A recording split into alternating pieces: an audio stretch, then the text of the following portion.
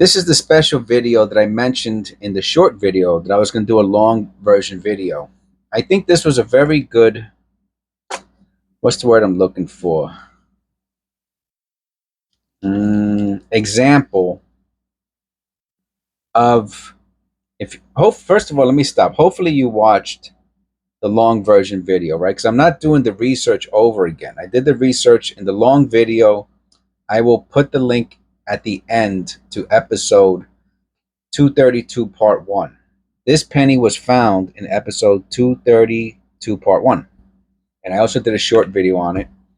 This is more of a discussion video on the same penny. So if I remember correctly, yeah, while I'm talking, I'll point it towards myself. Let's get Jesus in there. If I remember correctly, while I was doing the video, and you can leave it in the comments below if I'm wrong,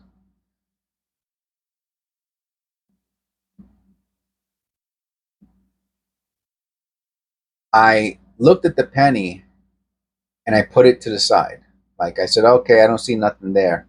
And then I went to the next one or two, and then something triggered a thought about this penny, and I went back to it. I said, oh, I didn't check it on coppercoins.com.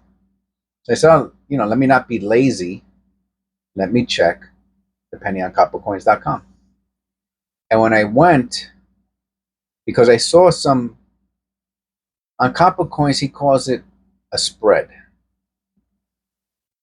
which I think is another way, it's his own way of talking about how when the hub on the die tilts and it causes a spread on whatever the element is, the motto, the liberty, or the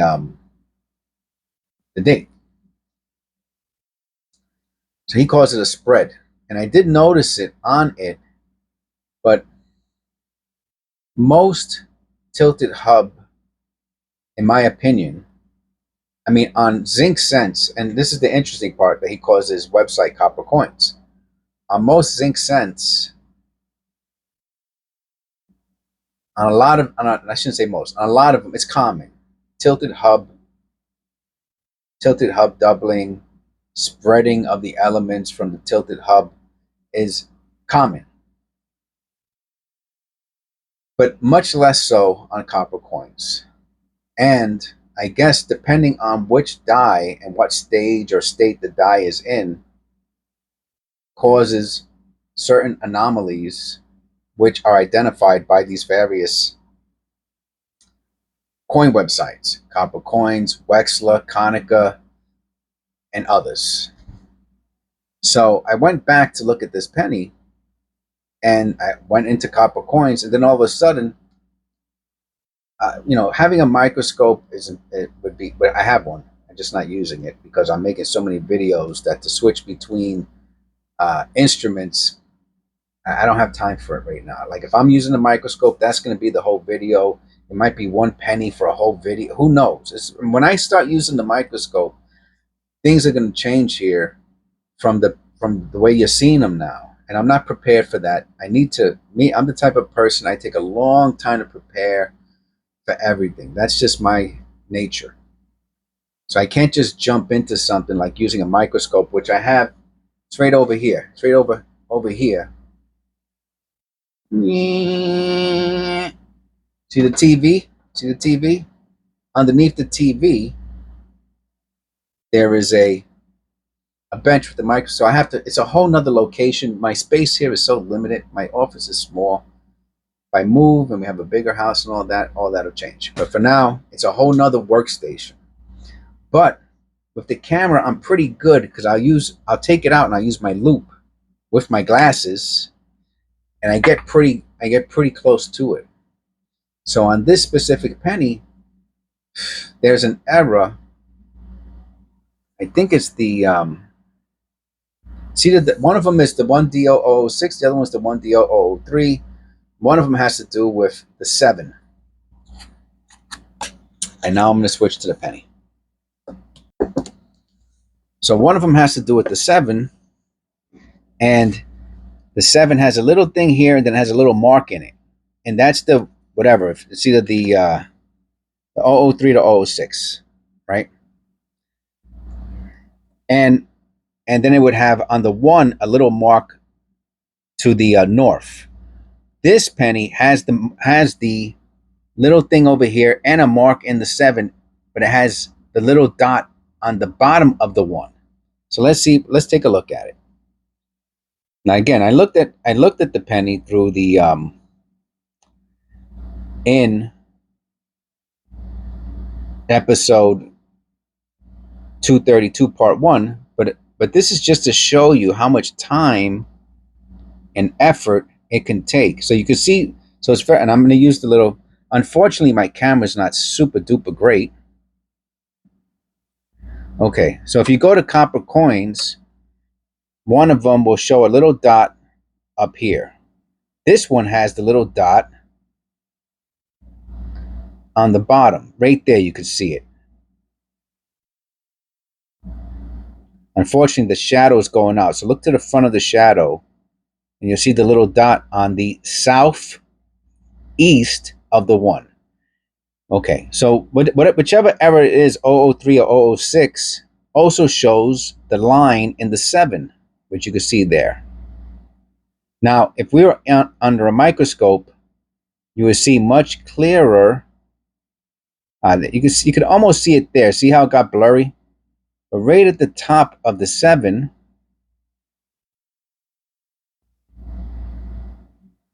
there's a little rectangular shape, very light, but it is there.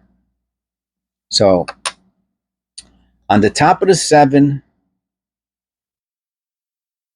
to the right. So you can see, first of all, you can see the line, right? So that's the line that they show right there on the 7.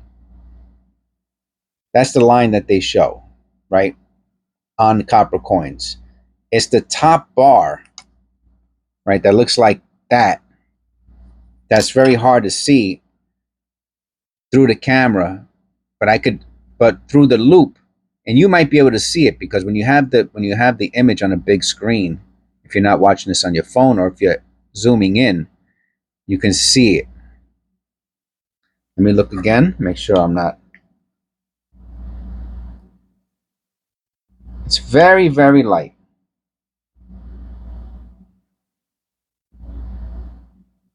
Yes.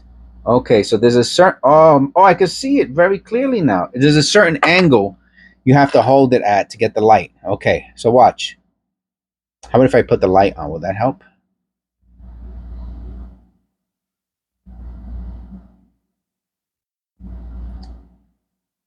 No.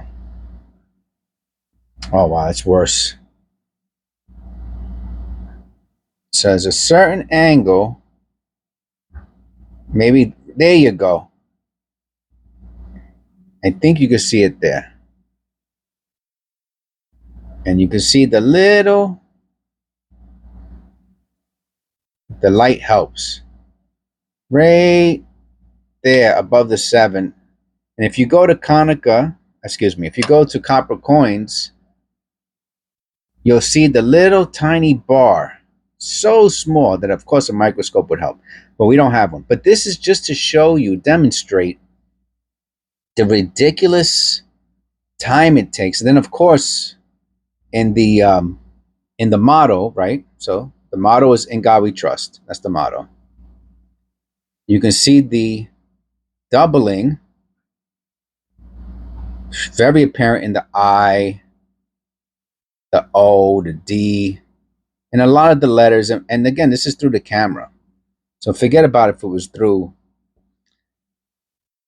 You can even see it in the Liberty on the left of the E. Could be tilted hub, but regardless, the point is what was more interesting about this is that this penny seems to have both errors. So that creates a little bit of a conundrum, right? I'm going to go back to myself now. That creates a bit of a conundrum. Why? Because as I understand it, see, this is what you're not going to see in the other coin channels. The other coin channels are not going to take out their time for this sort of explanation as I am learning and understanding it now. A lot of people, not a lot, very small percentage of you guys watching this understand the lexicon, the vocabulary. Very small percentage of you. I'm talking about 1 out of thousands understand what I'm talking about now. And those are the ones who will make the comments. The other 99.9% of the viewers are learning along with me. So the problem with finding 2 errors on the 1 penny is what? That each one of those errors comes from a specific die. So it wasn't hit by 2 separate dies. So I think the 006 is the with the date, the 7.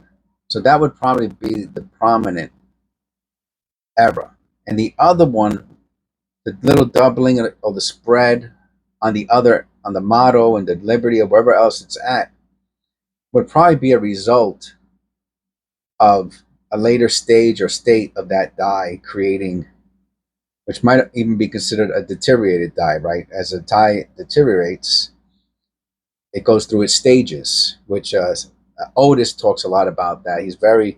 Otis is one of our members, and he's very knowledgeable about stages and states and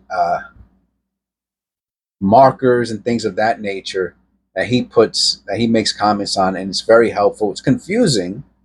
All of this stuff is very confusing until you put your time and energy into it, which is one of my little bit of a peeve, because a lot of people ask for answers that, you know, it's not very helpful because you have to put the work into it. You have to really research and do a lot of coin roll hunting and research the pennies. Specifically, I'm talking about pennies right now, to have a better understanding of what the errors are. So I've watched a lot of, for many years, I've watched other coin roll channels, coin hunting, roll hunting channels, and they have their own way of going about it, but they don't explain what I'm explaining right now. And the websites, most of those websites, you can send them emails to the cows come home. They will not respond to you. And if you go on a forum, all of the trolls and nasty people, they're just waiting like bloodthirsty vampire vultures, waiting for you to ask a question so that they could dump all over you. They're mean and nasty people, unfortunately, but they're a very small part of the population also, but they're there like a tick, just waiting to jump on you and suck all the enthusiasm out of you. But on this channel, I won't do that. As long as you're respectful here, then I'm not going to be disrespectful back to you, but I'll just hide you, and that'll be the end of you. Otherwise, I think this is a very good channel for learning, and I hope that was a relatively educated, from my perspective, of this one single penny.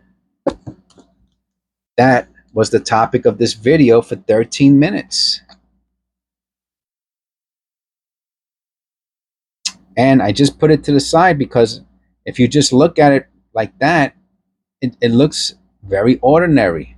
It's not until I went on to, well, first of all, if you, upon close appearance, you can see the little lines, you know, that are a telltale signal that there might be a identified die error. So when I went, it said, oh yeah, on the 7. I was like, I don't see anything on the 7. But then I was like, oh, there's a little line there. Oh, right there, you can see it. You can see the little, there it is. You can see the little line,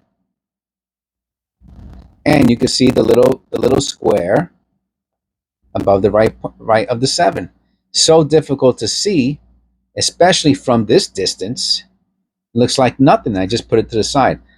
So in the end, what does that mean? That means that this, you know, is a identified error penny, and it's worth, in this condition, like an AU, high AU probably, it's worth probably about $10 to $15. Please click like and subscribe, and I'll see you in the next one.